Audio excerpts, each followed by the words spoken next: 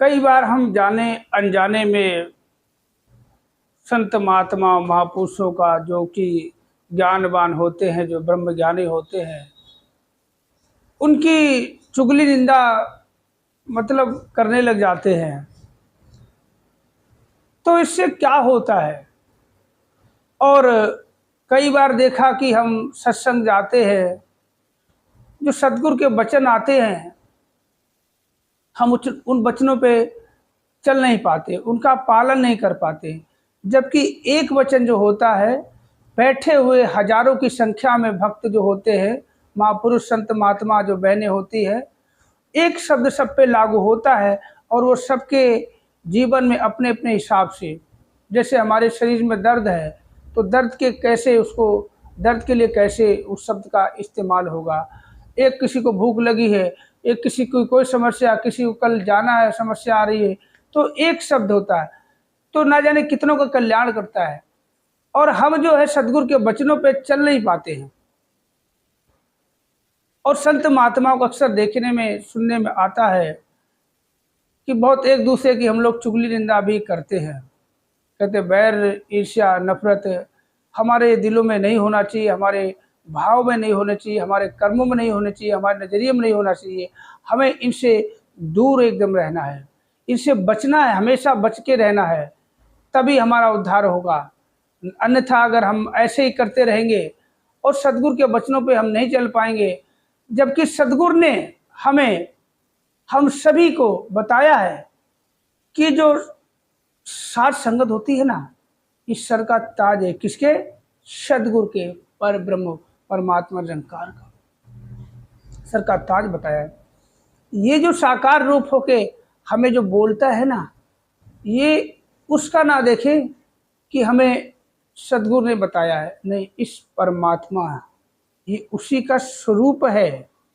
जिस तरह से आपने देखा होगा, अभी मैं यहाँ से बोल रहा हूँ और दिखाई दे रहा मोबाइल पे और आवाज़ कहीं से आ रही है, तो ये इसी का हिस्सा है, तभी तो आवाज़ आ रही है। इसी शरीर का हिस्सा है, यहीं से आवाज़ आ रही है, आपको सुनाई कहीं और से दे रहा है। मगर आप ये सोचो आवाज़ अलग है और वीडियो अलग है, नहीं। अगर आवाज़ वीडियो अलग अलग करोगे तो आपका कोई कल्याण नहीं करेगा। आप सोचोगे मैं ये कुछ हिला रहा मुँह और हाथ चला रहा है, बोल कोई और रहा है, नहीं, मैं ही बोल रहा हूँ।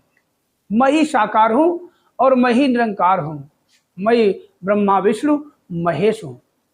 तो ये श्री कृष्ण भगवान ने साक्षात कहा था कि सब कुछ मैं ही हूँ, साकार भी मैं हूँ, निरंकार भी मैं हूँ, तुझमें भी मैं हूँ, इसमें भी मैं हूँ। तो कभी भी कहते हैं, भूल से भी कहते जो सद्गुरु के वचनों को इग्नोर करता है ना, जो भुला देता है, जबकि कहते भुलाने वाले डॉक्टर के जो पर्चे पर दवाइयाँ लिखी होती ना, डॉक्टर के पर्चे पर दवाइयाँ लिखी होती ना, समझ में नहीं आती ना, तुम एक बार दो बार पूछते हैं, कई बार डॉक्टर समझा देता है, उसके बाद भी हम कंपाउंडर से पूछते हैं, नर्स से पूछते हैं, उसके बाद हम केमिस्ट वाले से पूछते हैं, पूरी संतुष्टि कर लेते हैं। क्यों कर लेते हैं? कि दवाई खाएंगे तो हमारा भला होगा, और ये जो दवाइयाँ निकल रही हैं, मुखार बिंदु थे सद्गुरु के, ये भी तो दवाई, हमारे हर दुखों की दवाई यहाँ से निकलती है, इसको अपना लो, उद्धार हो जाएगा।